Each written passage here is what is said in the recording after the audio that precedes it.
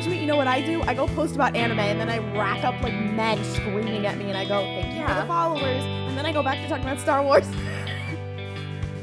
Hello, and welcome back to Super Hell, aka the Mystery Spotcast, a show where two recovering Supernatural fans subject themselves to a rewatch so no one else ever has to watch Supernatural again. I'm Klaudia. My pronouns are she, her. You can find me on social media at Klaudia Says, K-A-L-U-D-I-A Says. And I'm Ollie. I use any pronouns, and you can find me on social media at OllieFresh. It's fresh with a PH. Oh boy, these two episodes that we're going to talk about. We start every episode this way. No, I know, but I feel like I'm always shocked. Every single time I'm always shocked, and it's always by different things. Like in this, I'm shocked by how different the vibes are of these two episodes. They're like two wholly different shows. No, the tonal shift, the first episode is just so fucked up. It's so just fucked up. Yeah. And then the second one is like, oh, they had a really fun time making this, but girl, what the fuck? No, and also the fact that it's like, for the characters too, I'm like, the whirlwind that Sam and Dean just went through, it's crazy. They're mentally ill. You know what? They have to be on at brand. This point. Mm-hmm. So we'll get right into it. There's no point in beating around the bush. I don't have anything funny to say, ever. But I do want to give a real quick content warning for this first episode, Heart. It is season 2, episode 17. There are some discussions of suicide, and like assisted suicide, so also of stalking. Like stalking. Partner violence and stalking. So just and that is kind of a quick mention, but it is important to the plot. This episode is, like I said, very heavy. The next episode will not be as dark. We are premising this as it's very dark. I will also say it's a quite good episode. It's very well done. Mostly. No, it's just Jesus Christ.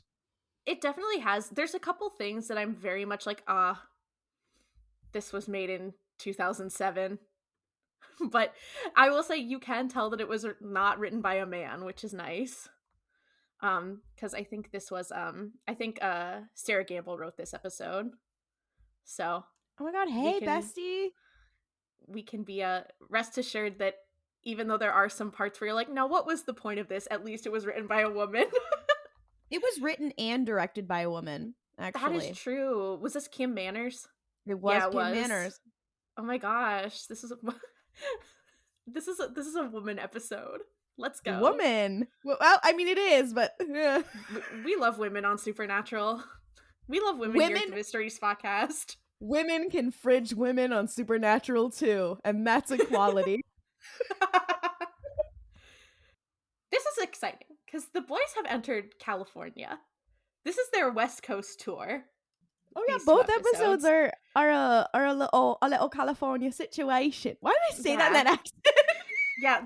Hello, it's my famous California accent. This is what I sound like because I'm from California. So the episode opens. It's at this bar. We get a little title screen that says San Francisco, and we get like a wide sweeping shot of the city. We see there are these 4 women sitting together. They're having cocktails and laughing and chatting. And a guy walks over to this girl who's with that group. He's wearing like a suit, and he walks over and he's like, oh, hey, Madison, I need you to come with me back to the office. I forgot I had to sign some paperwork. And she makes a little face at him, and she's like, no, I don't. I think you're just trying to hit on me. And he's like, yeah. Well, you know. So clearly he's like her boss and is kind of being cheeky.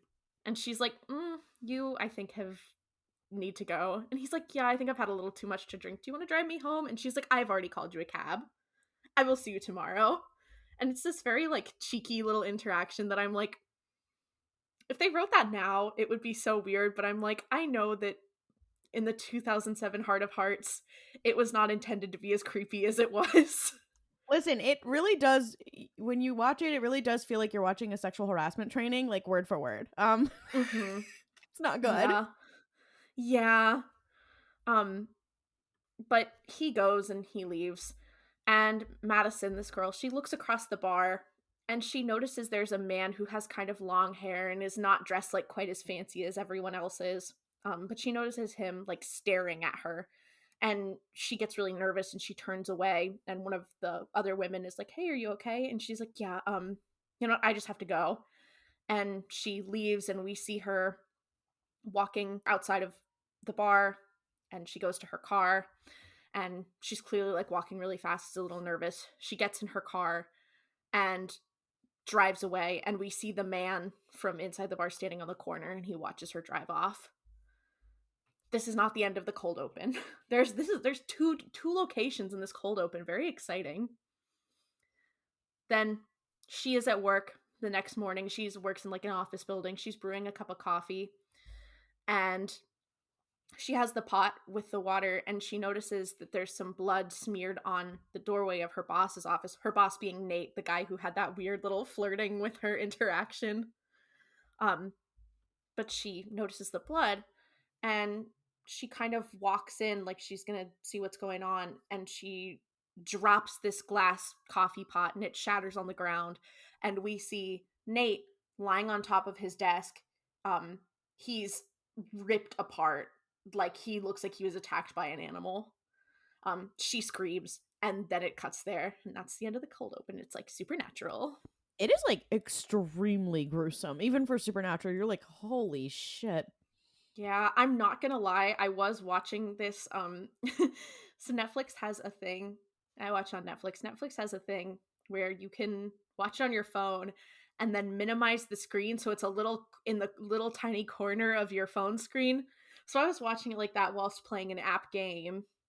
And then that happened and I had to stop it and look at the full screen so I could be like, oh, I could appreciate the gore. I could appreciate what the FX department was doing.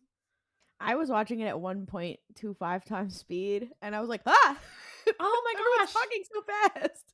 Oh, you're subscribing to my method of watching Supernatural, which is watching it at the fastest speed you possibly can. Yeah, because I needed to get back to watching the Untamed. Hi, this is my This is actually an Untamed podcast. It's an Ace and Untamed podcast where it's a very similar central ship, except for it's way better written.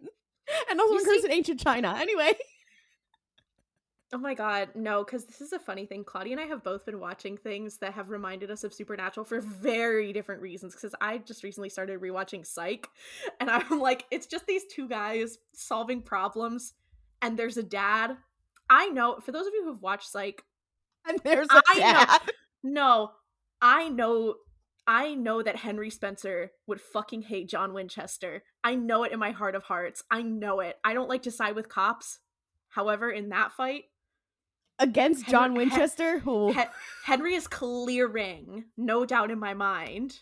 Anyway, my pitch to Supernatural fans for the Untamed, which is like usually the Venn diagram of people who like these things is a circle, but my pitch, it's the Untamed is a live action C drama that is based on a novel where they are actually gay, and in the TV show, I mean, they're pretty gay. They just, the only thing they don't do is kiss on the mouth because of like censorship. But like, my pitch is this: you know how in Supernatural there's two men, and one of them is like a monster hunter who's died a couple times, and then there's like another man who's like really angelic and he's obsessed with him, and he like rebels against everybody to protect him, and then they adopt a child together. Okay, it's the same plot, but it's in China. Wow. Okay, I mean, the plot is very different. There's a lot of shit going on. Oh, also, the monster hunter, he has a fucked up brother. I love. He has a fucked up brother, and also they both actually have fucked up. Everybody has a fucked up brother. It's really fun. They are running around solving crimes with teens, and then there's a lot of flashbacks where they're solving crimes together, and then beating this old man's ass. Anyway, it does involve necromancy. It's really fun. It also, all right. Anyways, thank you. Sorry. Thank you for your pitch. I appreciate it. My pitch I like how, no. I like how yours was like, there's two guys and there's a dad. No, my pitch to watch Psych. Timothy Omenson is in it. He's also in Supernatural. Also, really embarrassing thing about Psych is that it was shot. It started in 2006, I believe. So like around the same time as Supernatural. I have been watching this with my partner Mel, And basically every episode there's at least one actor who also played like a guest star or like a character on Supernatural. And I remember I was watching an episode the other day, and there was a woman who was in like one episode of Psych, and I was like, oh my god, that's the mom from Bugs from season 1 of Supernatural. And it's like, I have been able to do that with basically every episode of this show, and it's really because embarrassing. of the mystery podcast. No, exactly. It's just really dark. But anyway, I would recommend watching if you like a procedural that's a little silly. It's a little That's fun. my pitch. I will admit, the Untamed is not a little silly. It is funny sometimes, but it's not a little silly. You will be crying for most of it. I love that. I love being sad and hurt. I'm going to talk about Supernatural again. Okay, I'm sorry. I love that we were both like, wait, so I have to talk about my... I love it. The neurodivergency is so strong in this podcast. I mean, we chose to watch Supernatural, so... That should have been the first clue. You're right. So, anyway, we see this guy. He's all cut up and destroyed, whatever. We cut to a morgue, and we hear a woman say, yep, here he is, as she pulls the body of this man, the same man, Nate, pulls him out. He's been stitched up and cleaned up, so he's not like, as they would do in a morgue. And Sam, he is talking to this medical examiner who is kind of giving him the rundown of what happened. We find out the dead guy's name is Nate Mullins. He looks like he has like bite marks on his chest and arms and scratches. And Sam is like, so what happened? Like, what's going on? And she's like, well, agent. So he's clearly pretending to be a federal agent. It's hard to say, I haven't done the whole investigation. He's like, well, off the record. Which is funny, because I'm like, off the record only works if you're a journalist, but I appreciate it. Yeah, I was like, wait, is he pretending to be an agent or a journalist? I'm confused. Well, she's like, okay, well, off the record, if I didn't know any better, I'd say he was attacked by a wolf. And Sam is like, oh, interesting. Just like out of curiosity, was his heart missing? And she's like, yeah, his heart was missing. How did you know that? I haven't even like finished my report. And he's like, I was just a lucky guess. Then we cut back to the motel that they are staying at. They're always staying at a motel, which we love. Can't wait till we get to the bunker seasons. Oh, the bunker. No, because if there's one thing about the bunker, it made me miss them staying in motels. It was always like, damn, no, you guys must be like this because you never get any sunlight. No, literally, I know. I'm like, they have a vitamin D deficiency for real. Anyway, they're back at the motel. Sam and Dean are kind of shooting the shit. They find out that this was the first, like, over the past several months, a couple women have gone missing about once a month. All of their bodies turned up in a bay that was nearby with their hearts missing. I believe it is the Bay, because this is San Francisco. You're right, in the Bay. So sorry about that. But their hearts were missing. This is the first male corpse, though. So that's a note, something important. So it's called equality. Look it up. Equal opportunity. But all of these people have turned up dead in this same area with their hearts missing at this place called Hunter's Point. The cops haven't jumped to any like official conclusion, but Sam is like, yeah, they're trying to keep it on the down low, but they think they might be looking for a serial killer because all of the murders were around the same time of the month, which so happens to be the full moon, which is that week. Dean is kind of like laughing. He's like, oh, dude, this is awesome. And Sam's like, it's not awesome. You're insane. He's like, no, Sam, werewolves? This is clearly a werewolf, right? Werewolves are badass. We haven't seen one since we were kids, and we know how to kill it. And he pulls out a magazine of like silver bullets, and he's like, it only takes one of these bad boys straight to the heart, and they're dead. So Dean is like, I'm kind of pumped to be hunting a werewolf. That's cool. It's like real Monster Hunter shit. Has Dean been writing werewolf fanfiction this whole time? No. Like, I feel that he's had a bit of an obsession. No, because I hate to say it, because I was watching this scene and I only thought one thing, and it was that, damn, now I understand the Omegaverse. The Omegaverse Omegaverse started with Supernatural. This is your fault, Dean Winchester. I blame you for the Omegaverse specifically for this line. Okay, but it wasn't Supernatural. It was Jensen I Ackles and I Jared know it Padalecki's was. RPF. I know. You think I don't know? I know that it was Jensen Ackles, Jared Padalecki. I know it was J2 RPF, okay? I know. For the sake of our listeners, the first Omegaverse fanfiction was Jared/Jensen. But it was still in the Supernatural fandom, okay? Let's be real. That is what I said. So they are like, okay, we can't talk to the guy because he's obviously dead, but we can talk to his assistant, who is the one who found the body. And this is Madison, the woman from the bar. So Sam and Dean go to question her. They go to her apartment. Her neighbor is there, and she's like, oh yeah, he's my neighbor. He came over to check on me. It was so sweet. And the neighbor is like, oh yeah, haha, have fun with the police, and then leaves. He's like clearly a little protective of her, so get the vibe that he's just like some guy. Yeah, he's like her same age and like Yeah. clearly like into her, and you're like, why are you at her house? Get out of Get her away. house. That's me every time I see a man, honestly. I'm like, get away from her. And they're like, so tell us a little about him. And she's like, well, I was his assistant for 2 years. Honestly, I probably knew more about him than he did. He was a really nice person, but and Sam's like, oh, well, what there's a but. What's the but about? She's like, well, he would basically hit on any girl within a 5-mile radius when he was drunk. Like, my ex-boyfriend, Kurt, he actually got in his head that Nate and I were involved in a relationship. Like, he showed up at my office one time and tried to, like, beat him up before security took him out. I'm just, like, thankful that I didn't lose my job. In fact, he actually showed up the night that Nate died at the bar. He was just, like, staring at me. And they're like, oh, well, that sounds really scary. And she's like, yeah, Kurt does scare me. So, yeah. Is there anything else, officers? Because she's still thinking that they're like, I don't remember if they're pretending to be cops or federal agents. I think they're pretending to be cops. And they're like in plain clothes in her house. Like, yeah, it's very weird. And she also, when she's like, yeah, he would hit on anybody, Sam like looks at Dean and is like, oh yeah, yeah. And Dean's like, what? And you're like, no, girl, it's yeah. so. She's like, yeah, he would hit on anybody within a 5-mile radius when he was drunk. And Sam looks at Dean and she goes, yeah, you know the type. And he goes, yeah, I do.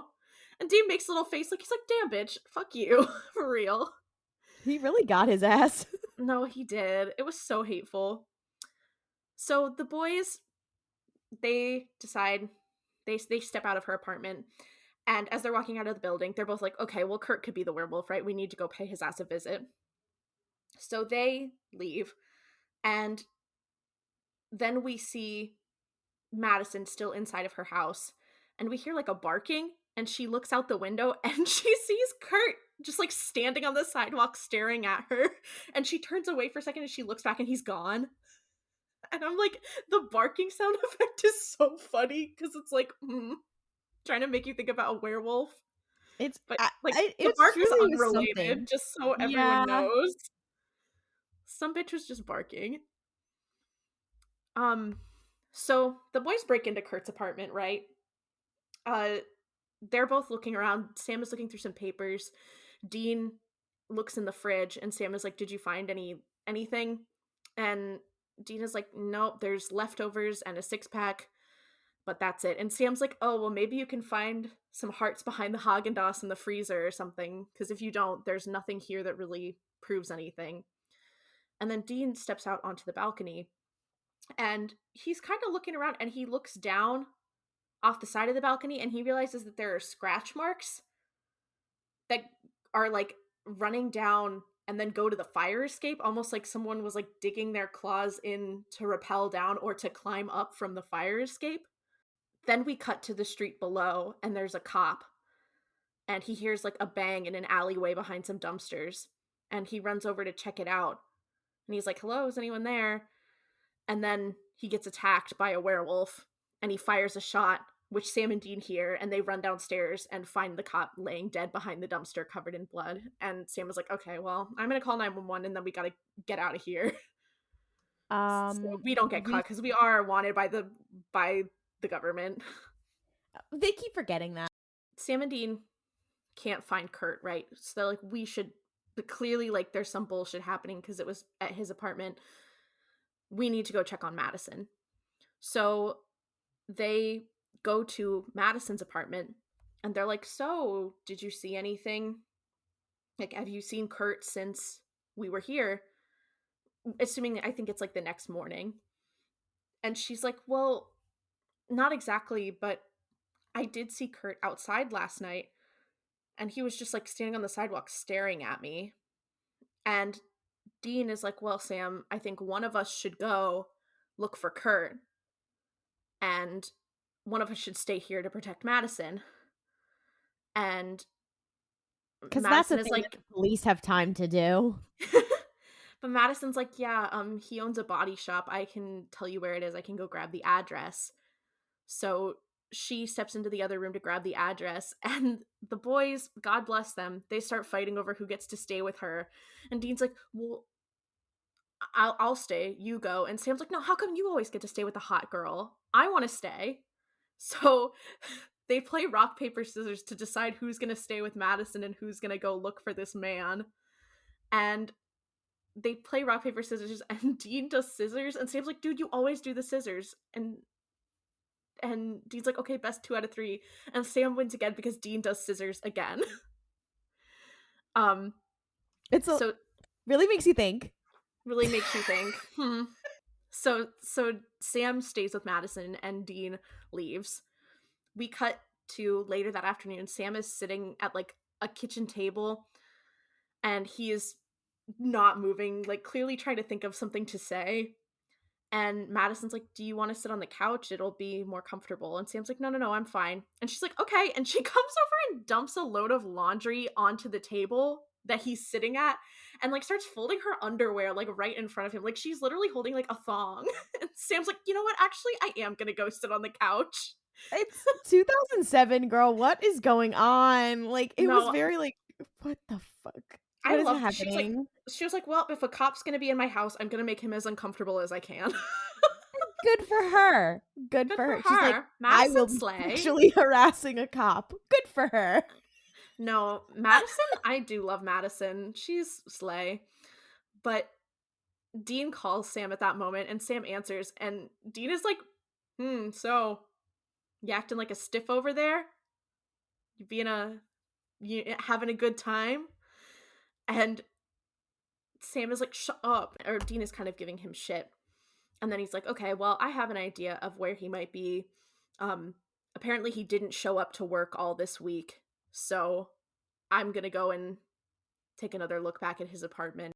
And Dean is like, okay, well, be safe, be normal. And Sam's like, okay, shut up. And Dean hangs up the phone. And then it's like, oh, Sammy. Which is so funny. He's like a tired idiot. Dad. It's very funny. Yeah. After she finishes folding her laundry, Madison comes and sits down with Sam on the couch and she turns on the TV. And he kind of looks over at her and she says, okay, this is the deal. This is my house, my TV. I never get to watch my show, so suck it up. So they start watching. It's assumed to be All My Children because the characters they're talking about are the same. And Sam is like completely hooked by the end. Like they turn it off and he's like, wait, so Kendall married Ethan's father just to get back at him? And she's like, yeah. And he's like, what a bitch. You know what? Maybe I am a little hooked. And she's like, yeah, you are. And he's like, can I ask you something that's like kind of personal? And she's like, yeah, I guess you've seen my underwear. So yeah. And he's like, what were you This is just a wild fucking conversation. No, it's so strange. To have with the cop on your couch. Yeah. But Sam's like, what were you even doing with Kurt? Like, you seem like you're beautiful. You have all this, like, you have a lot of books in your house. You're clearly very smart and very, like, well-read. He seems like a douche. Like, he doesn't seem like he deserved you, whatever. And she's like, honestly, I'm not really sure. I felt too insecure to leave. And, you know, like when I met him, he wasn't like, hey, I'm gonna hit you until you're my girlfriend. Like it clearly implying that there is some like not great things that Kurt was doing to her while they were in their relationship. Clearly he was a real shithead. And Sam is like doing his best to listen. But she's like, yeah, I was just like really insecure to leave him. However, I got mugged. And like after that, my life took a turn for the positive. And she kind of realized that she couldn't just like let things happen, and she needed to take a turn in her life and like take a hold of things. So she finally told him to leave. And Sam is like, you know, you are a really like impressive, unique person. Like that's really hard to do, and it's really cool that you were able to do that. But you're just really like unique. And they have this like, it's a very like sweet little interaction that's a little bit shallow, but I think it's just like it was just the writing and just for time. But you get the vibe of the conversation. I think it's a nice little moment for Sam and for this woman. Yeah, and he's also like, she's like, you know, is it weird to say that like something bad that happened to me turned my life around? Yeah, and they have like a very like human. She's also like, you know, you're kind of giving me a little look. I bet you don't expect most people who are victims of a violent crime to suddenly say that that was the best thing that ever happened to them. And he's like, well, it's not that. You're just kind of cool. You're just kind of a fucking badass. And then as this conversation is ending, Dean calls Sam and is like, hey, I found Kurt. He's actually at a strip club right now watching watching a dancer. So I'm gonna keep an eye on him. So as soon as he's alone, I He got doesn't him. he doesn't say that he's at a strip club. He's just like, I found him, and then they cut to Dean and he's like looking up at a dancer. And this is like, Yeah, if you've been on Tumblr, you've seen this gif. and it's like it's just like Dean is also like just like enjoying this. I'm like, what is the point of this scene? The point of this is to be like, Dean likes women. Dean likes women. He likes women. Yeah. It was such a strange scene, but yeah, Dean is like at this strip club with this guy. Then later, back at Madison's apartment, she's like, I'm gonna turn in for the night. And Sam's like, well, I'm gonna stay around to keep an eye on you until we can find Kurt. And then she's like, okay, well, good night. And she goes into her bedroom, and Sam kind of hangs out on the couch. Then, why does she leave her door open? Because I remember being like, she's like, oh, I'm gonna turn in, whatever. And then they show him sitting on the couch, and and they show the door, and the door's open. that's so weird. Why would she leave the door open? Yeah, there's a cop in your house and you're leaving the door open, girl. Girl, what the fuck? Madison. Anyway, she goes to bed. So then we cut to Dean, who is outside of Kurt's apartment, and he's reloading his gun, so he's got the silver bullets in. And he hears a window shatter, and he realizes that it is Kurt's apartment. And he runs upstairs, and he sees like someone hovering over Kurt's like dead body, like clearly he's been mutilated, attacked by the werewolf. And who turns around but Madison? And she knocks Dean unconscious. She's turned into a werewolf, by the way. Madison is the werewolf. She knocks Dean unconscious, but he kind of hits her right before he like nicks her right arm with a silver knife before she escapes by like jumping out the window. Oh, there's the big reveal. Madison was the werewolf. It was Agatha all along. Then we cut to Madison's apartment. Sam is like kind of enjoying his little morning. He's getting a glass of water, and Dean calls, and he's like, hey man. And Sam's like, oh, how'd the investigation go?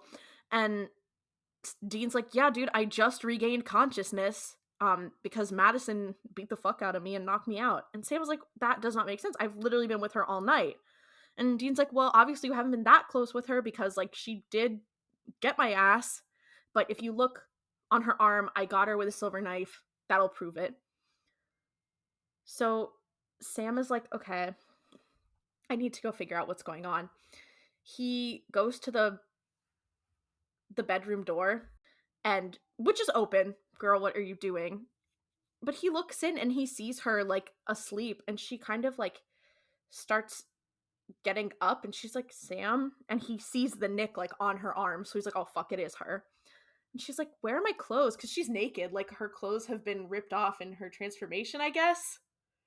Which is funny because she was wearing clothes when she attacked Dean. It doesn't really make sense as to why she's Yeah. suddenly naked in bed. Yeah, or at least not But just wearing, like, ripped clothes. I don't know. yeah, I guess her clothes got ripped off. But which is funny because also, I must make it clear, in Supernatural, werewolves don't look like wolves. They just have really sharp teeth, bright eyes, and long fingernails. Like, they don't Yeah. really transform. Yeah, they just kind of go a little crazy, like, much like the vampires. Yeah. But she's like, oh my God, where are my clothes? And she gets up and she has like the sheet covering her. And she's like, what is going on? And Sam locks the door, the front door, and bolts it. And he's like, well, we're not going anywhere. And clearly looks really upset. And at this point, you're like, okay, from her perspective, this is terrifying. No, literally, she's not wearing clothes, and there's this random man in her house who's suddenly clearly Who she thinks is a not a cop, cop. Yeah. who just locked her in, and she went to sleep and then woke up, and she is not wearing clothes. Like, what the fuck? No, I it's was like, so scary. But Sam, so that's where the commercial would be if we were watching this on broadcast television, but we're watching it on streaming, so it doesn't. But we come back. Madison is tied to a chair. She's like sobbing, and she's like, Sam, I don't know what you're talking about. There's no such thing as werewolves. You need help. Like, please. And Sam, like, has a gun, has tied her to a chair, and is like, please, like, I just need you to believe me. We're trying to help. Like, there's nothing we can do. Like, he's trying to tell her, like, it's gonna be okay, don't worry. And she's like, you're like literally insane. So Dean pulls up and comes into the apartment, and Sam walks over to him and he's like, listen, I don't think Madison knows what's happening to her. Maybe there's some sort of solution. There's one thing in Dad's journal, a theory that he had, that if you kill the werewolf that, like, the sire, then we might be able to change her back. And Dean is like, okay, even if we were to try that, it could have been anyone, anywhere. Like, we don't know when she got bitten. And Sam's like, oh my God, she told me about when she got mugged. So he goes over to her and he's like, hey, listen, we're trying to help you, I promise. When you got mugged, did the guy bite you? And she's like, yeah, it was actually about a month ago. And Sam's like, okay, so if we can kill whoever that person is who bit you, then we might be able to save you. And they're kind of trying to figure out, like, what the deal is. So Sam is like, I'll stay here and take care of Madison. Dean, you go look after, or go take care of the werewolf. And Dean's like, well, how do we know that, like, this place where she got mugged is gonna be, like, where the werewolf is? And Sam's like, well, it's probably a hunting ground, because it's, like, we found a couple different bodies at this place. What was it called? Oh my God. It's called Hunter's Hunter's Point. Point. And Yeah, they so said before, like, she was like, oh, it was near my friend's loft, and they were like, oh, and it's near this place, Hunter's Point. And they said earlier before that it was like most of the people who were killed were sex workers. It was like kind of near a pier or something, and they were like, oh, that's where it's got to be, where yeah. they've been like hunting people in the street. Yeah, so they're like, okay, well, it's probably a hunting ground. So Dean is like, okay, Dean is gonna go to this hunting ground, to Hunter's Point, and he's like, Sam, listen, I know you care about her, but you have to promise me that you'll be able to take her out if she busts loose and starts attacking. And Sam's like, yes, I can. I understand, I will. The And she's like, conversation that they have here, though, is it's the first of many conversations they have in this episode. But the conversation that they have here is very interesting, because where he's like, okay, we have to, like, kill her or whatever. And he's like, what? No, we're not gonna kill her. Like, she doesn't know she's doing this. And he's like, okay. And she's like, how is she any different from me? And then the episode, you start to realize it is not just that he cares about her and likes her. He's like, oh, she's just like me for real, because he realizes he's a little monster. Yeah. Which honestly, we have not dealt with a whole lot this season. Yeah, Like and Sam's it monstrous comes up. abilities. Yeah, it comes up everywhere. He's like, "Am I terrible?" And Dean's like, "No, no, no, baby girl, you're not." And so this is like, and they have a very frank conversation here of like, he's like, "What makes me any different than her?" And I think that's why Dean is like, "Okay, I'll go through with this harebrained scheme Yeah. with that we don't even And know if it's gonna fucking work." yeah. And Dean's also like another thing. He's like, well, you know what? She like killed people. You have not like killed human people, right? Like that's not a thing you do. She is like actively not in control. Even if she doesn't remember, like she is not in control. So jot that down. But he's like, okay, you just need to promise me that you'll be able to take her out if you have to. And Sam's like, yes, yes, okay, fine. So also, it's important to say, I think I said it earlier, but like werewolves don't just turn on the day of the full moon. It's like the entire part of the lunar cycle. So anyway, we cut to Hunter's Point, which is like a dock. There is a young woman walking down the street, and she hears a howl and starts kind of walking a little faster. And then we see a werewolf attacking her, and she starts like sprinting, and then it drags her down and is about to bite her. And Dean shows up, and before the werewolf can kill her, he fires like 3 rounds into this werewolf's heart. The woman gets up, she looks at Dean, she looks at the werewolf, and she gets scared and runs away. And Dean's like, "You're welcome." And it's like, "Okay, Dean, not the point. Not the point. Get your head in the game, my brother." But he looks at the werewolf and he realizes that it was Madison's neighbor who came to like visit her at the beginning, who was all kind of weird about them. He's like, "Okay, cool. Interesting. Maybe that's why he didn't turn her or didn't kill her and just turned her." It's that, but then he realizes as he's looking at him, he's not dead yet. And the guy is like looking up at him. The neighbor is like looking up at him and being like, "Oh my god, where am I? What's going on? Why am I in so much Mhm. pain?" Like he's clearly like he's confused, he's scared, he's whatever. And Dean was about to like shoot him again or like check his body or whatever. And Dean's like, "Oh my god, shit." And Yeah, he's Dean's like, clearly it's he's shaken by this. yeah, realizing that he is like a person who is not just like evil doing things to be evil. But he's like, "Yeah, no, don't worry, dude. Just it's gonna be fine. It's gonna be okay." Like clearly this guy is dying, but Dean's still trying to be like, "Oh, it's okay. It's okay." Dude dies. Much Wah like wah. the vampire episode. This is one of our Yeah. "And who can say who the monsters are" episodes. Yeah. And you know what? Does this exact same thing not happen to Mary in the Winchesters? Shut Doesn't the she fuck up. say like doesn't she say like one of her most like traumatic memories is killing a werewolf? Oh. And then Dean's like, "I love werewolf." Bruh. Yeah, it's so the Not Winchesters as really has voluntarily. added a This lot is to my viewing experience. this is horrifying. Also, all the whole time I'm just thinking about Benny I know, Benny, girl, I miss you so and much. Garth. Oh, I'll just like this is the setup. This episode for werewolves is the same as the first one we had with vampires. This is the setup for some like similar and traumatic shit that happens later with characters we know and love. Um, Mhm. because I mean, Yeah. the ongoing theme of, well, who really are the monsters and why did the hunters get to decide? That's when Supernatural's good. Mhm. You're like, oh, interesting. All right. It's not always that though. Yeah. So, we cut back to Madison's apartment, and it's kind of assumed that these two things are happening at the same time. Madison turns into a werewolf, right? She transforms, and we watch her transformation. It's very funny CGI. Her fingernails get longer, her teeth get sharper, and she gets loose from the chair she's tied to. And she starts attacking Sam and scratches him, and he pushes her into a closet and locks her in there. And then some time passes, sunrise comes, and Sam comes into the closet and is like, "Hey girl, it's sunrise. This should be over soon. Like Because he just got a call you'll from Dean yeah, being like, hey, I killed the guy.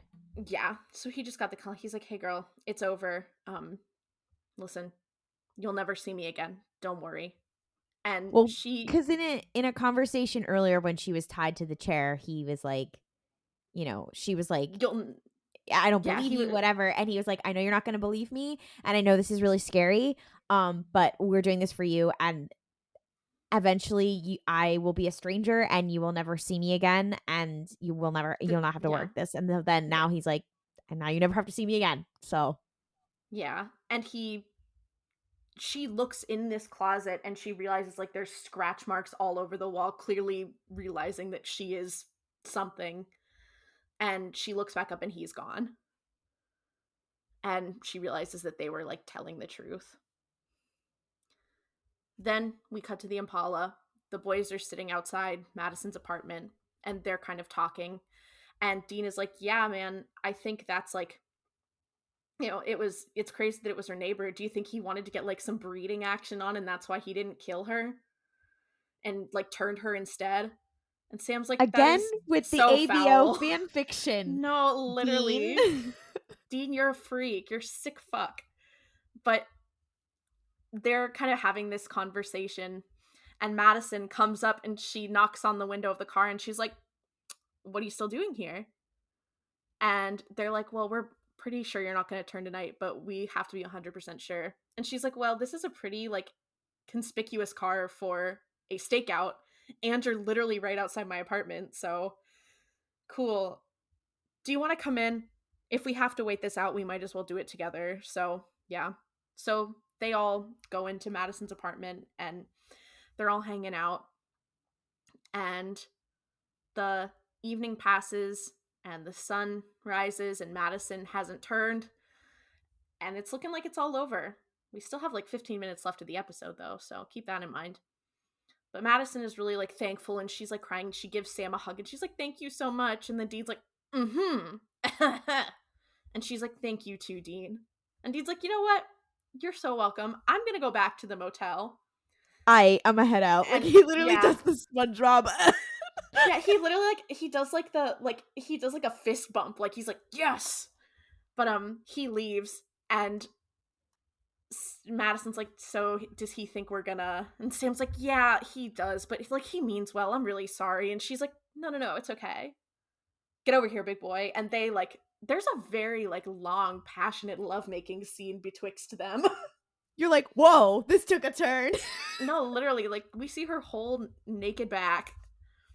And you're like, okay, I guess that's what's happening. You're Yeah, like, all right. it's I a mean, very good for her. Good no, for her. literally, she got her man. Sam is finally getting some. I do hope she has realized by now they are not cops. I think that that's the only reason she did this. So she's like, oh, thank God you're not a cop. I didn't care about the rest. But they make love, right? And it's actually a very like nice little scene.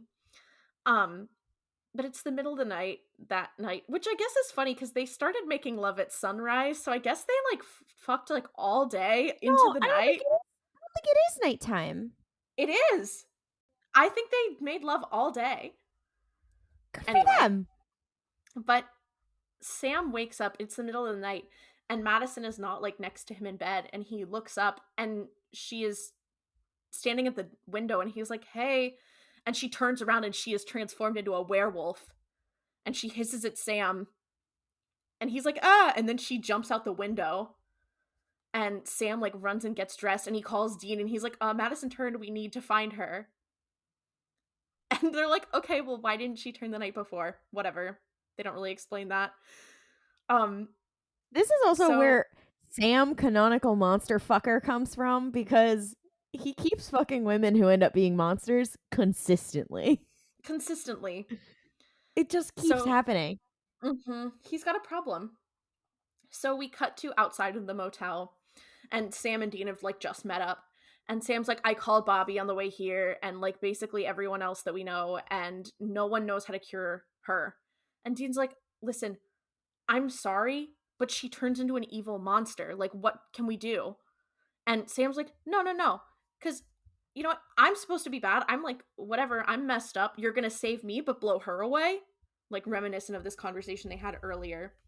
And then Sam's phone rings, and it's Madison. and she's like in a phone booth, and she's like, I have no idea where I am. I'm wearing my pajamas. Like, I'm in the middle of nowhere. I'm so scared. And she tells Sam like what intersection she's at, and they come and pick her up and like take her back to her apartment. And at her apartment, she's like, I like really like don't remember anything. I could have killed someone last night. Like, I'm a monster. And Dean's like, listen, we've talked to everyone we know, and we don't think there's a cure. And she's like, okay, you know what? It's okay. And Sam's like, no, like, we're gonna save you. It's okay. And she's like, you know what? Actually, and she picks up a gun, like Dean's gun that's sitting on the table. And she picks up and she's like, you know what? I don't want to hurt anyone else again.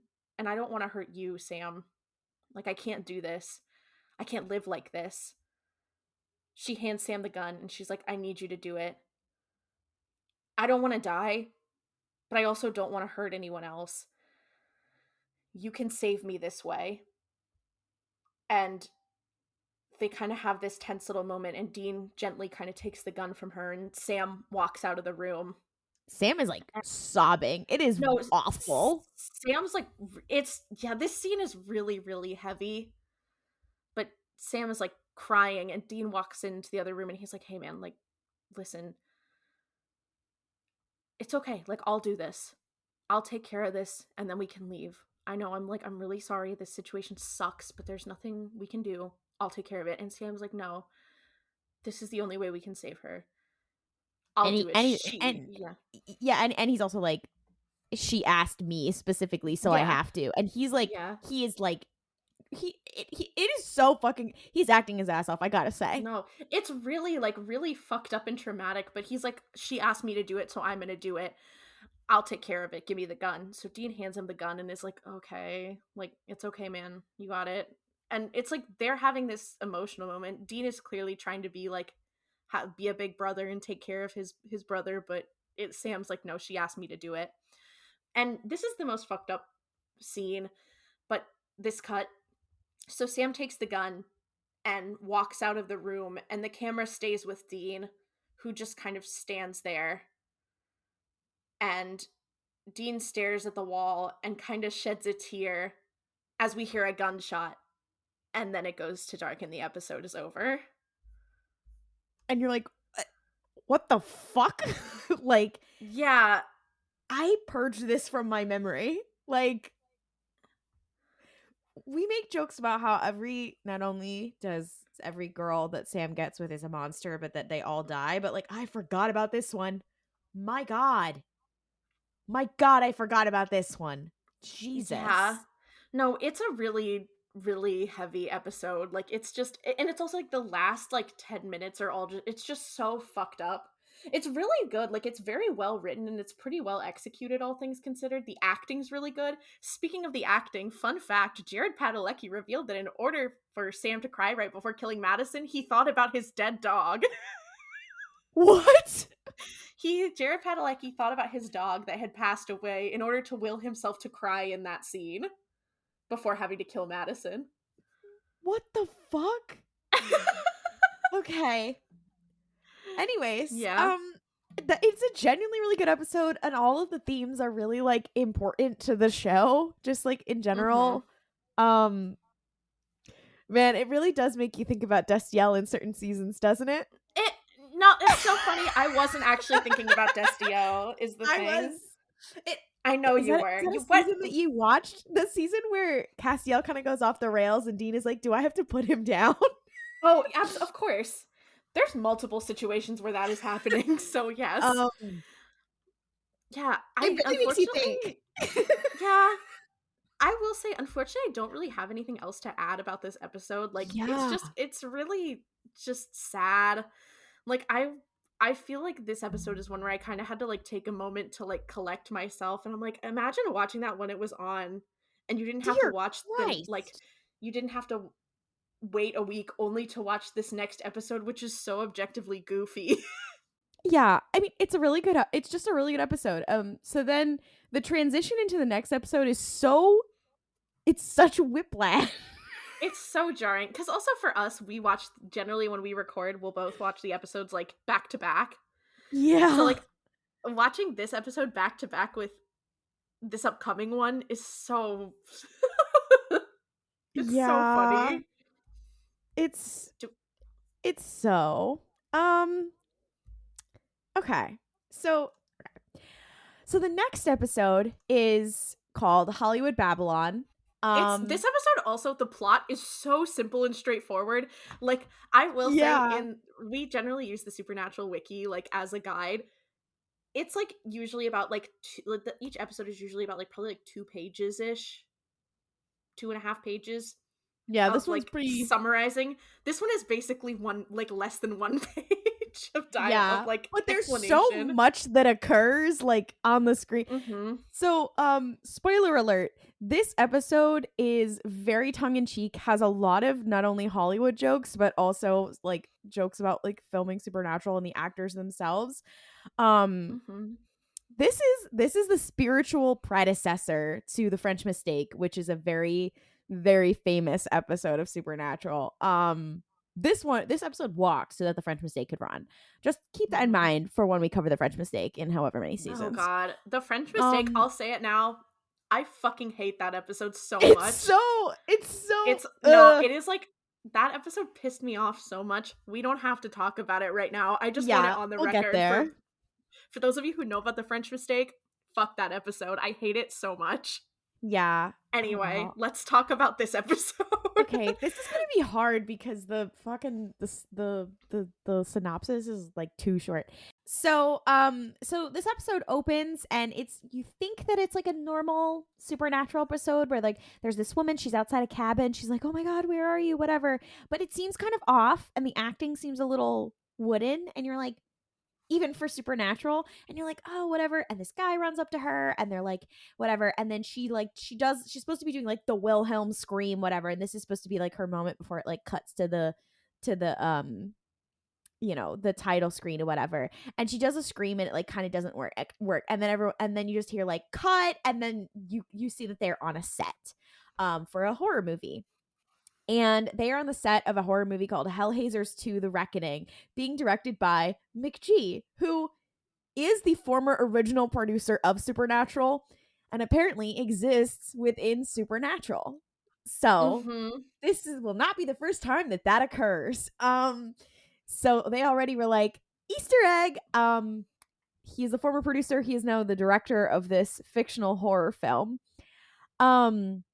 This woman, she's like the star of the movie. She's struggling with it, whatever, and she goes back to her chair to like look at her lines or whatever, and there's a couple like crew members who are sitting next to her on set, and they're talking, and there's this one guy, and he's talking about, he's like, yeah, after it shoots, like I go home, it gets really creepy here, whatever. And there's other guys like, come on, like that can't be real. And he's like, well, there's haunted sound stages, like there's all kinds of stories, like people have died, whatever. And he's like, all I'm gonna say is like, when we wrap for the day, I leave as fast as possible. And she's hearing the story and she's like, really? And so it cuts to her, she's like somewhere on the sound stage where there's all these like woods, because they've been filming this like cabin in the woods kind of movie, and she's like practicing her lines in there, and like this horrendous version of this scream, she like can't do it right, and she hears a noise, and she like starts looking around in the like wooded set area, and then she sees this like weird face in the ceiling, and then looks like to the side of it, and the body of the stagehand that she was just talking to is like hanging from the ceiling with like blood dripping from his eyes. And she's like, Yeah. what the fuck? And then she does like a real scream. And then you see the director, McG, you see the director be like, now that's what I'm talking about. I feel like it's so fucked up. I will say, this is the thing about this episode, and I think there's a joke about it. The joke has not happened yet, so sorry for stealing your thunder by spoiling it. But this episode is so fucking dark. I could not see basically anything happening in this entire episode. Yeah, and I think that was they on purpose. do, like, I think it was, because there's a point in the episode where someone says, man, isn't this a little bit dark? And then the director's like, well, it's a horror movie. And then I think it's someone like a suit from the studio is like, yeah, but that doesn't mean it has to be so dark. And It's I remember literally being like, like, I'd be thank like, you know God. what? I was like, I don't care if it's a horror movie. He's right. It doesn't have to be so dark. I can't see. Yeah, the color grading is like worse than a normal episode of Supernatural. Which honestly, the first season 1 of Supernatural, the color Ugh. grading is so atrocious. It's maybe one of the worst television color gradings I've ever seen in my life. And Just so people y'all know. say, I mean, we've talked about this before, but people say that it's because if they like the show has been on for so long that they went from filming on film to filming digital. But even so, Jesus Christ, it's It's so really bad. But this yeah. episode is really bad. I like could not see a thing for a lot of it, Yeah. so And it's tongue in cheek in that way. The woman, the actress, her name is Tara Benchley. Um so uh we cut to like a wider shot of basically the sound stages that they are on. Dean and Sam are on a golf cart. They're doing the like soundstage tour of the lot. And Dean is like, he's like, he convinced Sam to come to LA for a break after the death of Madison. And but then he's like, Sam, like, why, like, really, we're working a case, like we were supposed to like vacation and like meet hot girls and whatever. And he's like, okay, but I found a case. And he's like, okay, fine. um and what you find out through this episode is that Dean is a movie buff. See, you find out that he is a nerd about a lot of things. This is the one where he's not just a horror movie buff. He is like a movie buff in all kinds of ways. Um and so they're on their little tour, and he's pointing things out, whatever.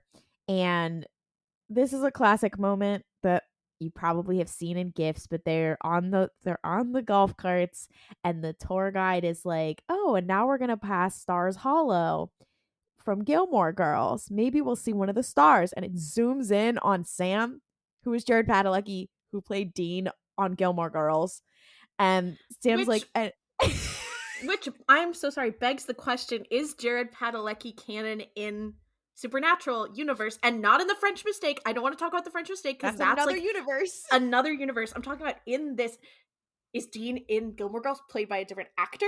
Yeah, Is who Jared plays Gilmore Padalecki a Girls? separate entity? What is the truth? I'd love to Also, know. Does also like does the boys exist in the Supernatural universe? That's another question. Does the boys exist? Is Jensen Ackles in it? What's going on? this is what we need to know. Is Jeffrey D. Morgan still in The Walking Dead? What's happening? Does Psych exist? Is Timothy Omenson in is he canon? Is he real? What's Does the going on? Untamed exist in the Supernatural universe? No, because I actually had a reason for a crossover. You're just being a shithead right now. I know. This is also funny because I have been on the Warner Brothers Lot Studio tour, where if they're not filming in Vancouver, the either film or a lot of the writing staff for Supernatural was on the Warner Brothers lot, and like done like Stars Hollow and all that kind of stuff. But then later in the episode they make a joke about how, oh, it's raining all the time. It's like it's Canada, because they're clearly filming this in Canada. They're clearly filming this in Vancouver, like how they film everything else at Supernatural. But they're pretending it's the Warner Brothers lot. I don't know how much of this they filmed on the Warner Brothers lot, but it's just a circle jerk of Hollywood jokes the whole time. It's Like a quite lot. funny. Like a lot. There's so many jokes to the point where I'm like, it really this episode kind of dated itself because I'm like, if you're watching this, like if you're a young person watching this now, there's no Ooh. way that you're gonna understand like at least 75% of the things that they say. Yeah. Well, and also Dean's movie buff things that he keeps saying are really about like old movies, which is supposed That's to true. be characteristic of him. He has old man tastes. He really So does. he's going around, he's like, ooh, there's this, there's this, there's this. And at one point Sam is like, yeah, so the person who reported that the body of the crew member, her name was Tara Benchley. And Dean's like, oh my God, you mean Tara, who stars in this horror movie, blah blah blah. And he's like being a total fanboy, and Sam's like, yeah, sure. Um so this is where it gets crazy, because they get onto the set of this movie and they start to pretend to be PAs, but they don't know anything about film. And They the don't reason even, like they're not even pretending to be PAs is the thing. They're just, they like, pretending to be there, and then a guy is like, "You're PAs, right? Get me a smoothie." And Dean's like, "Yep, I'm on it." And just oh, starts acting as a PA. it's the studio executive. Actually, you know what? Let me rephrase that. Mhm. So they're walking around, they finally get on the set of it, whatever. And the conversation we talked about earlier where there was a studio executive. The studio executive is a famous actor who has been in a bunch of shit now too. And this is like a bit part that he did. The studio executive is complaining about the color grading and whatever. And I believe that this is the same scene or whatever. And Dean and Sam are like looking over at this conversation, like kind of gawking and just standing there in the middle of the set. And the executive like turns to him and is like, can you get me 2 smoothies from Crafty? And Dean, like an idiot, is like, a what from a what? And Sam has to step in and be like, sure, we'll get that right to you, whatever. And they make some comment being like being like anybody can work in this industry nowadays, whatever. And at this point then they make a joke about being a PA where he's like, so, and he's like, oh, they're like, oh, anybody can be a production assistant now or a PA or whatever. And then Dean's like, what's a production assistant? And they're like, I think it's like a slave. And you're like, oh my god. No, because all I could think about is imagine being a PA on the set of Supernatural while they're filming this, and you're like, wow. Damn, bitch. Especially You're because like, I'm wow, you got the whole squad laughing. no, because I'm sure that the writers were like, oh my god, we're like making a joke about this, like, because it's like, yeah, PAs always get treated like shit, but not on our show. Meanwhile, the PAs on Supernatural are probably like, I get treated like shit. The writers, assistants, the PAs, they're all like, you really got the whole squad laughing, huh? I don't know, maybe some assistant got that line in there to be like, justice. It's quite funny. And so then you just see Dean and Sam, they're continuously going to the Crafty table and stuffing themselves with food. And Dean is always making little comments being like, ooh, look at this. And then while they're doing If there's that, one thing about Dean Winchester, it's that he's gonna make a little comment. he's gonna make a little comment and he's gonna stuff his face full of food. And he's just like me for real. So true. If there's two things about him, it's that he's gonna make a little comment and stuff his face full of food. So true.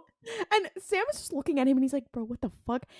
And while they're doing this, the main actress, Tara Benchley, she walks past and he's like, oh my God, it's her. And so we have this moment of Dean like genuinely like being with it with social cues. And he walks by a crew member who like had some scripts in their hand and he like takes one and he goes up to the actress because he sees her and he's like, oh my God.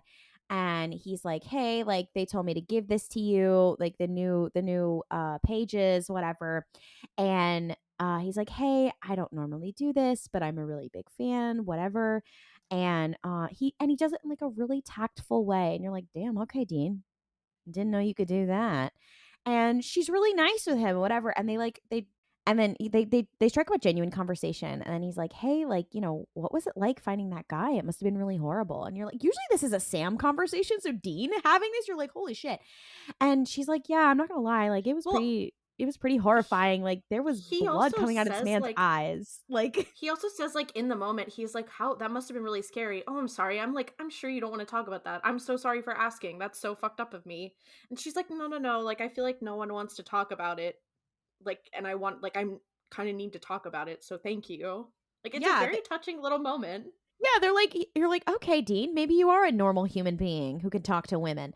Um Maybe you and she's have the like, capacity to treat women like people. yeah, who knows? So she's like, yeah, like, you know, it was really awful. They have this normal conversation and then he's like, hey, like, you know, did you know this guy? Because earlier him and Sam were talking and they were like, yeah, we couldn't find who this guy was. We just assumed, like, you know, nobody uses their real name in Hollywood, so we couldn't find who this guy was, whatever. And then we found out that this guy was not a normal crew member. He was just filling in for the day. So nobody knew him.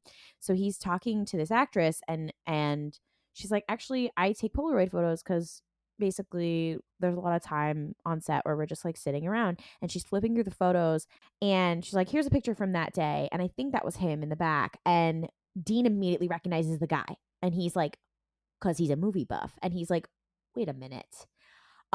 We cut to the boys. They are going into a house, and basically what they find out is that the stagehand's death was faked. We see they're going to the house, and this stagehand who we saw who was dead at the beginning um is clearly alive and well. And there's all these like photos from different movies that he's been in. And Dean starts like rattling off like bit parts that this man has been like a character actor in, or like or like an extra or a monster in, or whatever. And he's like, you were in this and this and this and this. What was it like working with this guy? Whatever. And the guy's like, yeah, so you recognize me. He's like, so to build buzz for the movie, it helps with a horror movie if you start to have rumors online that the set is haunted. And it was the studio executive Brad, the one who they were talking to before, who hired me to do it. And then he's talking about how he's like, oh, I'm gonna be in a dinner theater, I'm gonna be in Death of the Salesman, whatever. And they're like, isn't that gonna break the mold? And he's like, no, I'm a good enough actor, nobody's gonna notice. Not enough people were there to know. And then there's this little joke about, again, there's so many little jokes, but this one is kind of timely, where he's like, yeah, with the internet now, like, you have to build buzz somehow. And I'm like, damn, that's kind of timely. Okay, 2007. So they're Okay, like, okay, engagement bait. yeah, I was like, all right, Brad, pop off. And so they're like, okay, well, clearly there was something, because the actress, she told Dean that like she discovered the guy's body, but she saw something weird next to the guy's body. And they're like, okay, maybe there is something here. And they have a whole bit where they talk about poltergeist. This might have been earlier in the episode, but they have a whole bit where they talk about poltergeist and how it might have been haunted. And you're like, okay, Dean, we get it. You like pop culture. So after they find out that the stagehand's death was faked, we cut to the studio executive that they were talking to before. His name is Brad. He's played by an actor who everybody knows. I can't fucking remember what his name is. He has like a Bluetooth headset in, and he's like talking on the phone. He's whatever, and somebody taps on his shoulder, and there's this woman. She's in like 1930s clothing. She has like a weird cut on her neck. And she's like completely like in black and white, which doesn't seem completely off because again, the color grading in this episode is really weird. And he looks at her and he's like, oh, that costume is really good. And he's like, but I don't think that like the blood and stuff, it's not really gonna pop on camera. Like you need a little more red or something. And which is like, it's a kind of a funny reaction. And she just smiles at him, and then and he like starts to walk away, and then she taps him on the shoulder, and then she like takes her clothes off. And instead of having a normal reaction of what the fuck, he just kind of like starts smiling and then follows her into like further on into the set, into like I think like the cabin or whatever, like, or some part of the set, whatever. And you're like, okay. So then we cut to that they are filming, and they have some of the actors. They're in the cabin. Tara, she's like reading in Latin. She's reading in Latin. Kind of like when the boys do like a what is it called? An exorcism, and one of the actresses is freaking out, whatever. They're trying to film whatever, and then suddenly a body like comes through the ceiling, hung from its neck, and they realize, oh, this is real. This is the studio executive Brad, and they stopped filming, but they caught it on camera. This is the part that's crazy, which is that Dean has now infiltrated himself so well into the cast and crew that he he has access to the dailies. For those who don't know, those are like it's everything they filmed every day, every cut, every shot and whatever that they filmed that day. And he's like, oh yeah, my friend gave me a copy of the dailies, and they go into a trailer, and I'm like, where did they get a trailer, and whose empty trailer are they using?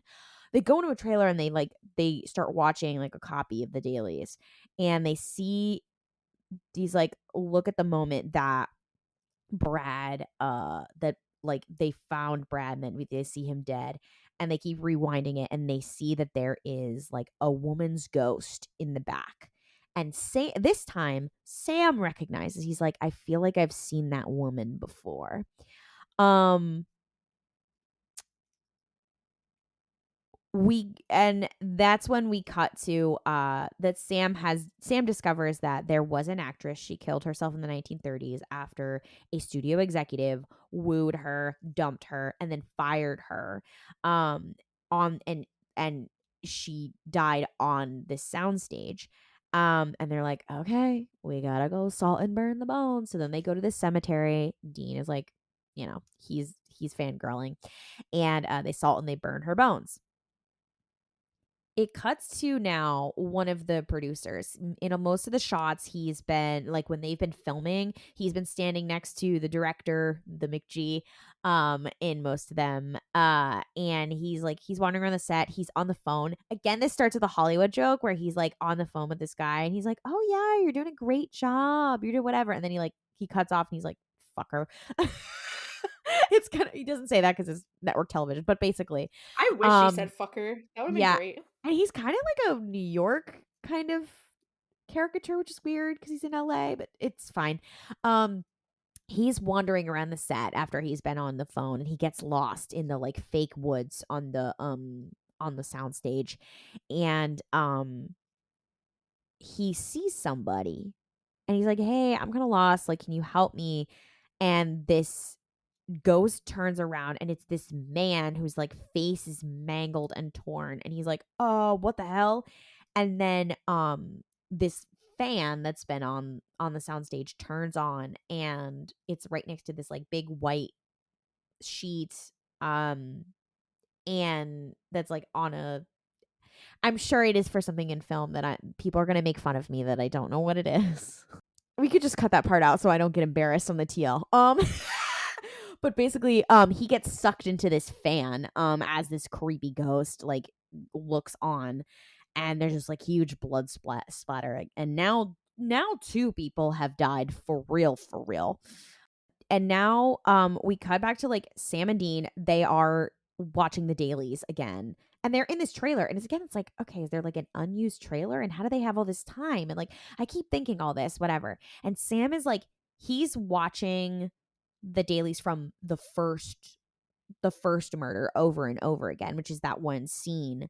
And he's like rewinding, whatever, and they're like, okay, well, and they're like, okay, well, it's clearly more than it's more than one ghost, but like, why would they be? They don't usually coordinate with each other. Like, I don't get it. And they're all like, maybe it's because this movie is bad, and they're all trying to stop it. And he's like going over it and over it again, and then he's listening, and he gets to the part where they're reciting in Latin, and he's like, hold on, this is a real summoning ritual of like a ghost. This part is funny to me because we never really address the fact that you can summon ghosts with Latin at any other time in the show. We just kind of never touch that ever again. That you can do like necromancy magic with Latin and like a weird cross ever again. That is really kept for demons in this show. This is pretty much the only episode I can think of that really deals with this.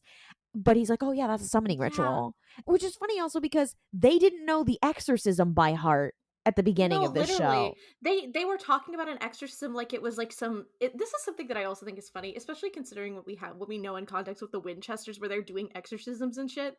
They are literally like, "Oh my god, an exorcism is like we don't know if that's something that can actually happen." Like they tried it because it was in their dad's journal, but they didn't think it was going to work. It's like, Like what? Like, so it's just it's so inconsistent.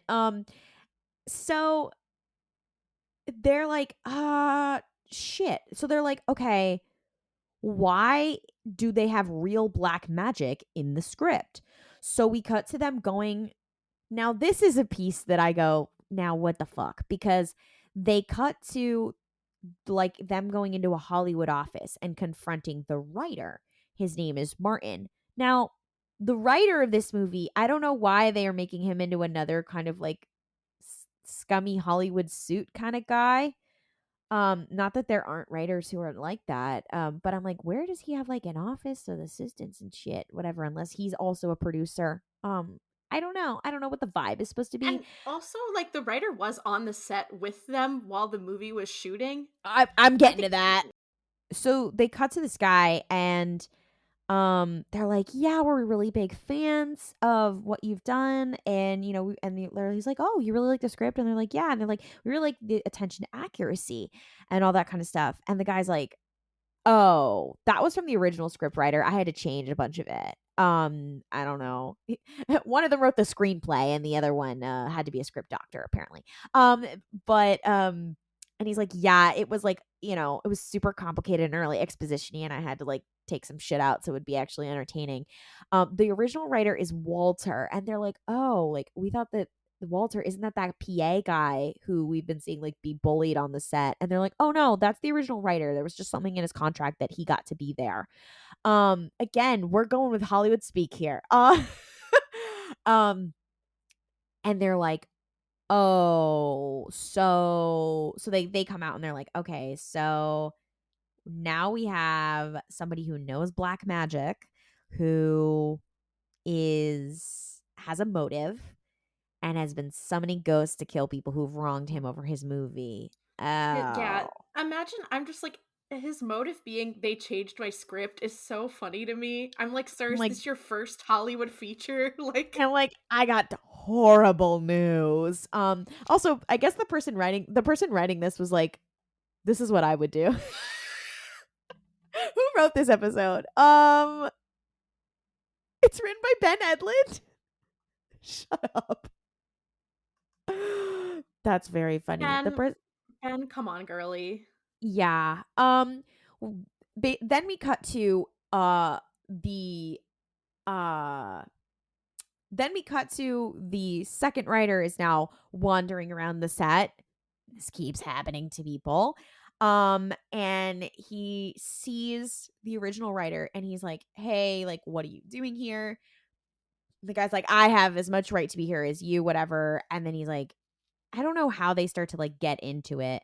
Um, but they start to fight about the script, whatever. And he was like, "It was super shit, whatever." And he was like, "You don't have any artistic integrity, blah, blah, blah, blah." And he like pulls out like a rosary, basically. And he starts It's like chanting a in Latin. rosary. It's like a Yeah. rosary, but it's also like spherical.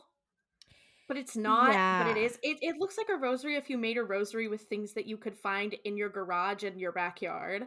Yeah. Also, I forgot that Ben Edlund was a writer, but also the executive producer and co-executive producer and consulting producer on Supernatural for seasons 2 and season 8.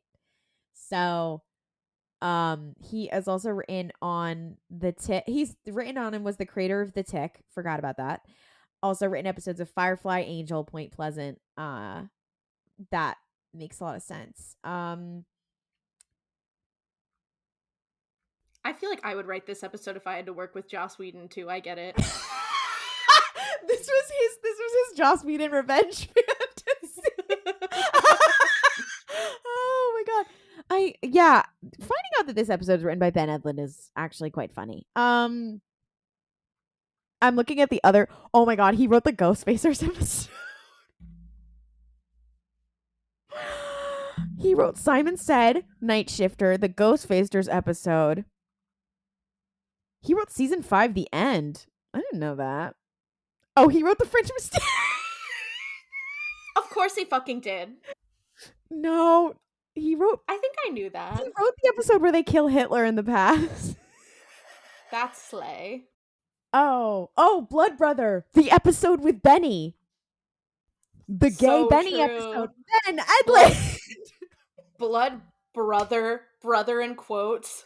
It's just like the episode of Rebels Blood Sisters that's like, Are they? Anyway, we've gone off track. So basically he like pulls out this fucked up rosary and is like, "I'm gonna summon ghosts to kill you." And right before the ghost, it's the same one that was from the fan with the fucked up face, kills him. Sam and Dean arrive. The executive or the writer, the second writer is like, "You guys are really good PAs." When he saves his life. And Dean's like, "It's nothing personal. It's just that morally it's wrong to let you die," basically. Yeah, he's like, And "Listen, it's not that I like you, it's just that I feel like it would be fucked up to just let you cut you loose like that, buddy." and it's very funny. And so then the original writer is like, "Yeah, I've been conjuring real ghosts and forcing them to kill people because they ruined my script." And they chase him outside. Oh god, I forgot to put the product placement part with the Verizon phone. So, yeah, so that fucked up ghost is chasing them around, is trying to kill them. And Walter, the writer, is trying to get it to kill them, and they run into the cabin, like on the set, and they're like, "Oh my god, what do we do?" And then suddenly, like, they can't see the ghosts, but the ghosts, I don't know why suddenly the ghosts are now unseen, but now they can't see the ghosts and they're starting to attack them. And they're like, what are we supposed to do?" And and what what makes them think of pulling out their phone? Sam just thinks of it. Eh, No, no, no, no, oh, they're like, "We no, caught it on no, the no. camera." Yeah. And Sam's like, "Wait, we caught the ghost on film before. This is 2007. We have camera phones now." And he picks out his Motorola fucking Razor. And it's a Motorola Razor, but like with a really good camera on it. So they're showing the ghost through the screen, and it says Motorola and Verizon on it. And I'm like, is this product placement in Supernatural? And so then we're watching him, and he Moving up in the world, baby. hands the phone to the writer guy, and he's like, "Here, you hold this and we'll shoot." And you're like, "Okay." So they're playing this, whatever. And then because of that, they're able to escape, and then they chase the original writer, Walter, outside. Walter's like, he throws this talisman down and he breaks it. And Sam looks at him and is like, "Girl, you should not have done that." And he's like, "Why?" He's like, "Because you summoned them here, and that was the only thing that you were using to control them. So now nothing controls them anymore, and now they're all gonna be mad at you because you forced them to kill people against their will. It wasn't like they were vengeful spirits."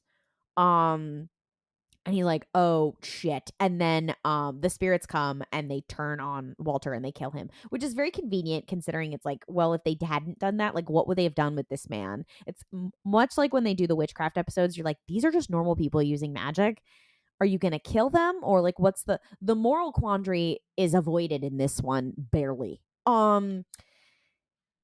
The rest of the episode is so funny. It gets so fucking wild because we cut to the actor playing McG, the director, who the next day is like, "Hey, so a lot has happened. People have died because the cops have to come and investigate. We have to shut down the production, but you know, the people who died, they would have wanted us to go on, and so we're gonna finish this movie for them, and we're gonna make sure this is in theaters across America. This like crap ass fucking horror movie." It's It's such a so mess, funny, this and whole episode everyone's is such a mess. yeah, and then everyone's clapping and whatever, and he's like, "But not today. Everybody go home today because the police are coming." And it's like kind of funny. Oh, also earlier in the No, it's episode, so funny. they do play like the trailer for the movie that they're filming, which is really funny. Oh my god, I forgot about the whole scene where they're like, "That's not realistic." Okay, so there's a part that I forgot that's really funny, where earlier in the episode when they were like recording the movie, the studio executive, the guy who dies first, he's like, the internal logic, his comments are actually kind of good about the color grading. And then he's like, the logic of the magic doesn't make any sense. He's like, why would the ghosts from beyond the grave, why would they be able to hear you making these incantations? Like, do they have supernatural hearing or something? And so then they're like, okay, we'll add in some exposition or whatever. And then like the guy playing McG is like, ugh, suits, am I right? And you're like, I can't, this is so much. So they add in like It's this so insider. they add in this expositional line of like, but if we're chanting here, how can they hear us? They're like, because they have supernatural hearing. And then that's when the executive's body drops out of the fucking sky. Anyways, um, so they send everybody home, whatever, but then they cut to like a couple days later. I don't know why Sam and Dean are still there, but they cut back to it. I guess Dean is still working as a PA on the set. He's not getting paid. He just keeps showing up, and they're like, okay. Yeah, he shows up as a PA on the set, and Martin, the original writer who they saved, has now incorporated the Motorola phone into the movie, and also like all this other stuff.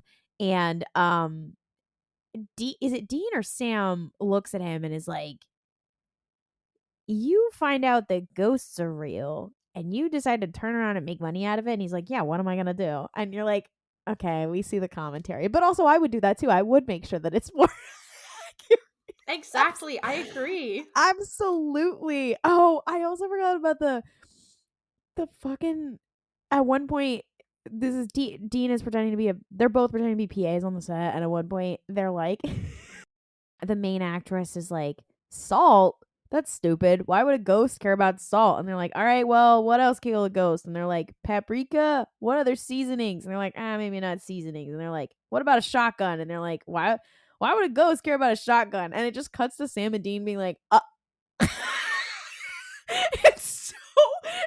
they really This episode is also, I know that like this description of it sounds like such a mess because it's like all over the place, but it's like this episode was truly like, it was entertaining, but it was all over the fucking place. Like, yeah, it's supposed to simulate what it's like to be actually on a set where everything is like, not that being on a set is a mess, but like everything is very like all the time. I'm not That was gonna not lie, a watching this that was not a good episode, I did not know what the fuck was going on. Oh, So it's fine. you really don't. It's kind of like when they do shoot something out of order. This is like this episode is one that I'm like, I think it kind of has a similar thing as my problem. Oh, also at the end of the episode, it is like we do see Dean leaving the trailer. I didn't get to that. I didn't get that part. Finish this description, yeah. yeah. So it was Sam who has this conversation, because then he walks off the set and he starts walking like by the trailers, and Dean walks out of fucking Tara's trailer, and she's like in a robe and is like, "Bye," and he's like disheveled, and they have clearly fucked. And Sam and Dean, they walk off into the like the soundstage sunset together, and it's supposed to be funny, and then it like moves and it like shows the whole like all the sound stages, whatever, and it's supposed to be funny, haha. And you're just like, okay, so Dean got some, and then they both worked as PAs. Okay. I like also that I love that Sam got some in the last episode in a much more sad and traumatic way than Dean did in this episode. Dean Sam's talked like, to a how come woman you get once. to No, because truly if you have any sort of relationship with Sam Winchester, you are so fucked. Yeah, you're done. It's not Dean. Like, if you fuck Dean, you're probably gonna be fine. Most people no, I mean, Castiel was sent to super hell. Okay, but that was before. They never got to fuck. They never got to fuck, though. I'm just saying, women get away from Sam Winchester. His pussy is a prison.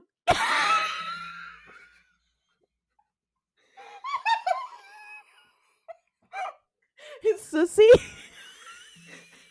His samosi.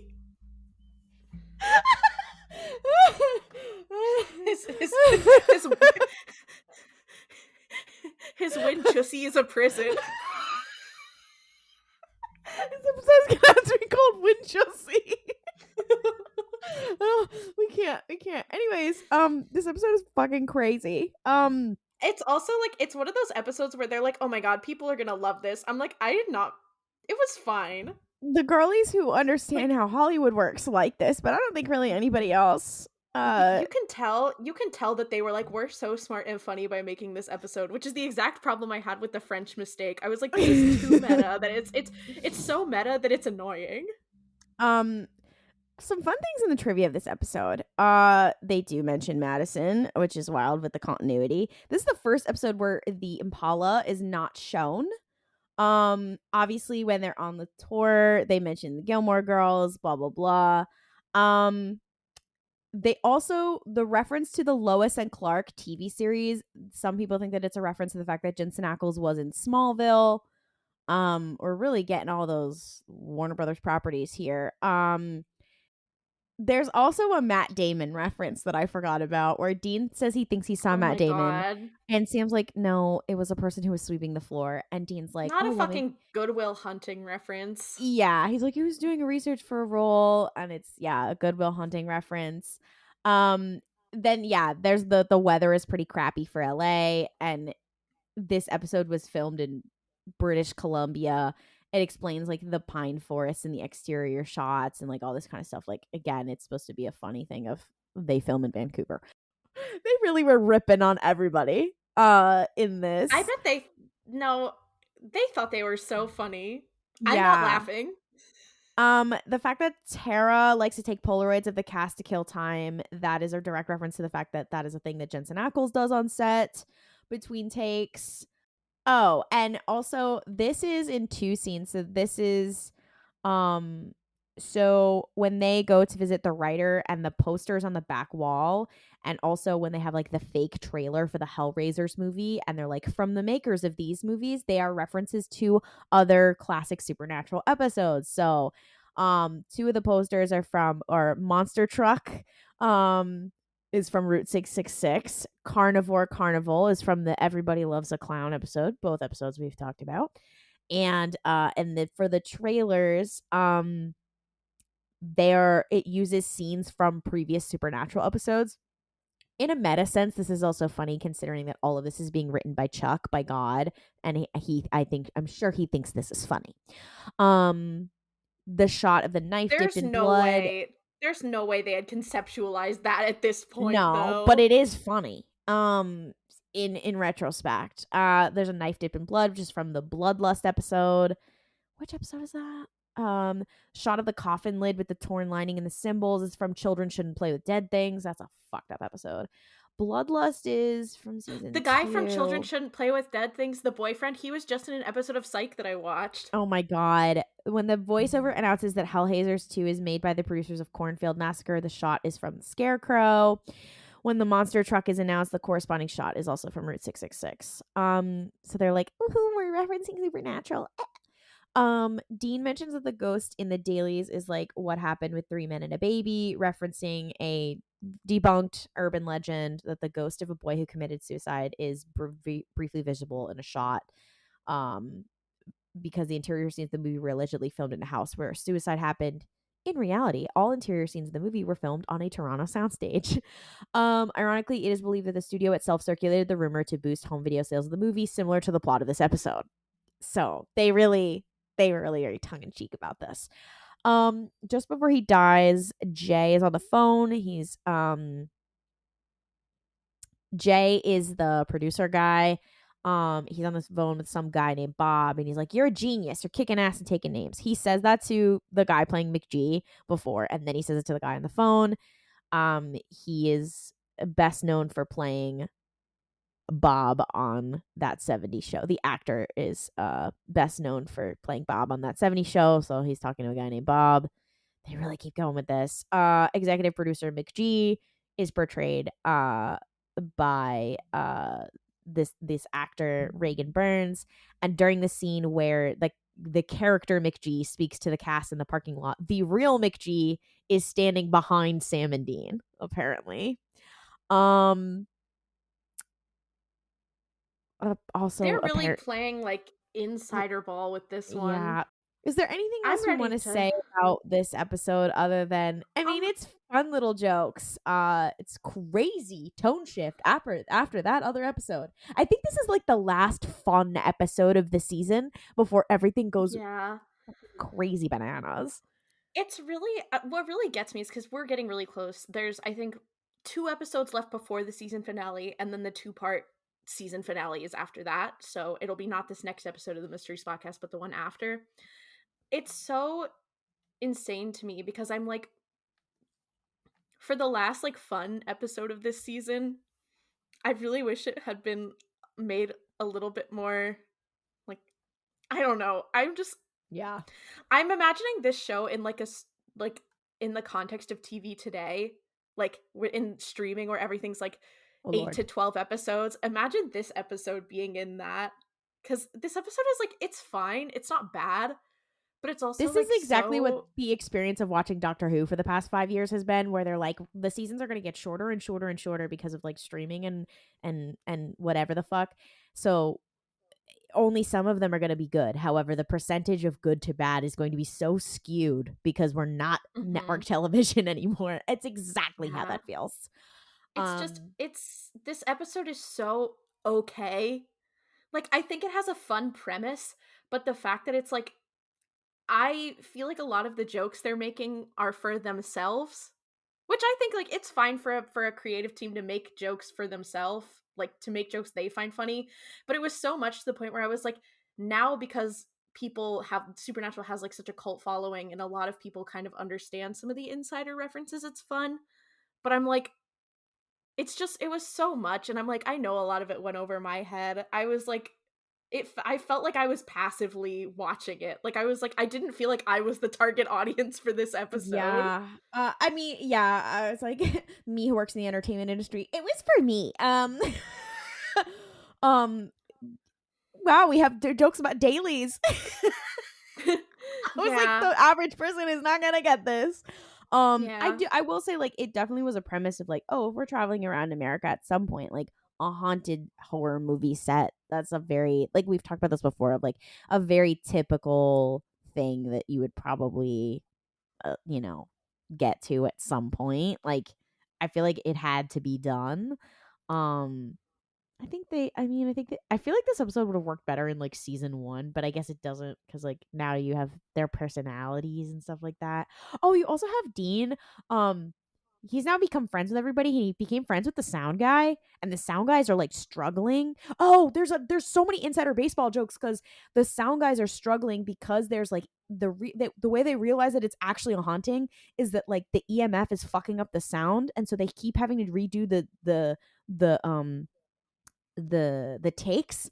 And the director keeps getting really mad because they're like, it was a perfect cut and now we have to do it again for the sound guys, even though fucking ghosts are fucking it up. And it's very funny because like there's a common thing, like if you read about like, the problem where the sound balance on like everything is off right now because like the dialogue versus the music or whatever, and like if you actually read into it, it's like a cascading issue from like filming to just to mastering to distribution and all this kind of stuff. And one of the problems is like sound is not really valued on a set. So like if the sound is fucked up, they're like, I'll just fix it in post. And the sound people just have to fucking deal with it. So I don't know if it was as much of an issue. I mean, it was always an issue, but I don't know how much of an issue or it was like different in the pre-digital age. And like, I guess this would be the digital age in like 2007. But I was like, oh wow, a sound on set joke. Whoo, this deep. um, yeah, they were like Yeah, and mad. They had to redo it for sound. So it's just funny cuz it's like I can see how it is funny, but I feel like it's because like I don't know a lot about how a set works. I feel like I would say that I know more than the average person, but not enough that I got a lot of the insider jokes that they were making. So I feel like just watching this episode was very much I was like, "Okay, yeah, sure. yeah, That happened. yeah. All Y'all of the could." like executives jokes, I was like, "Whoo, mama."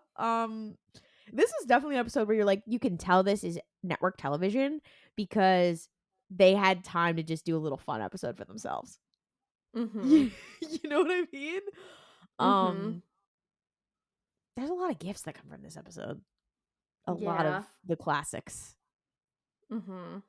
Anyways, Yeah. Do you have anything else you want to say before we wrap up? I'm trying to think of any other fucking jokes I have. Yeah, I feel like I fear unfortunately, I feel like these 2 episodes back to back have really thrown off my my ability Yeah. to comprehend. Also, I feel like imagine being on a set and the PAs are Jensen and Jared. no, it's like the PAs are the 2 largest men I've ever seen in my life. They're both wear they're both wearing freaking Wrangler jeans and some flannels.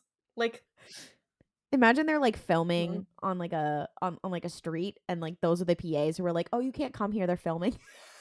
No, literally, I'm like, "That's not Imagine Jensen Ackles interesting." comes up to you. They were filming something on my street today, and I think it was a commercial or something, and that's why I was thinking of that. So with that, thank you so much for listening. We appreciate you sticking with us. We're gonna have, like I said, there's only like 2 more episodes until we get to the finale, so stay tuned. It'll be our 2nd season, so exciting. But for more supernatural content, you can follow us on social media. We're at Mystery Spotcast on Twitter, Instagram, TikTok, and now we have an official Tumblr, which is also at Mystery Spotcast. So follow us. You can ask us questions in our TikTok Q&A or by emailing us at themysteryspotcast@gmail.com.